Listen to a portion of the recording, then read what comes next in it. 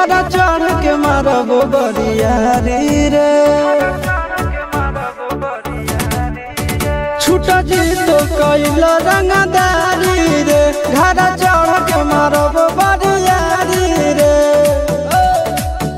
तोरा बाप के न तोरा दादा के चिन्हबहु बेटा सब गोली मारबौ त एगो गिनबौ तोरा बाप के न तोरा दादा के चिन्हबहु बेटा सब गोली मारबौ त एगो गिनबौ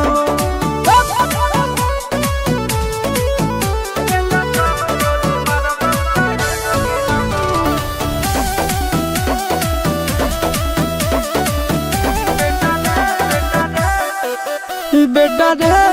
काटा से ठोक देबौ चिमनी के भाठा में झोंक देबौ देखबौ कवन बाप बचैतौ तोरा प्रशासन के गाड़ी भी रोक देबौ बेटा जी सुनो बेटा रे काटा से ठोक देबौ चिमनी के भाठा में झोंक देबौ देखबौ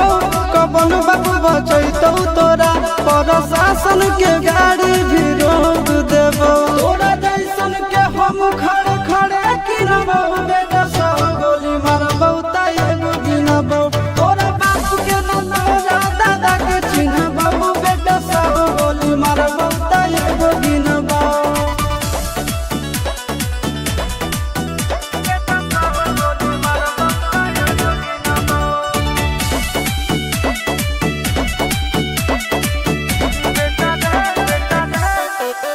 बेटा रे दौड़ा के बाजार में मारबौ गोली तोर कपार में रंगदारी जे करभी बिहार में गड़ देबौ गंगा जी किनार में इतना मार पड़तो न बेटा बेटा रे दौड़ा के बाजार में मारबौ गोली तोर कपार में रंगदारी जे करभी बिहार में गड़ देबौ गंगा जी किनार में कहो चिंटू आशीष के कारण सुनबौ बेटा सब गोली मारबौ त एगो गिनबौ तोरा बाप के न तोरा दादा के चिन्हबौ बेटा सब गोली मारबौ त एगो गिनबौ मारत मारत पिछुआरा लाल कर दे बेटा ध्यान से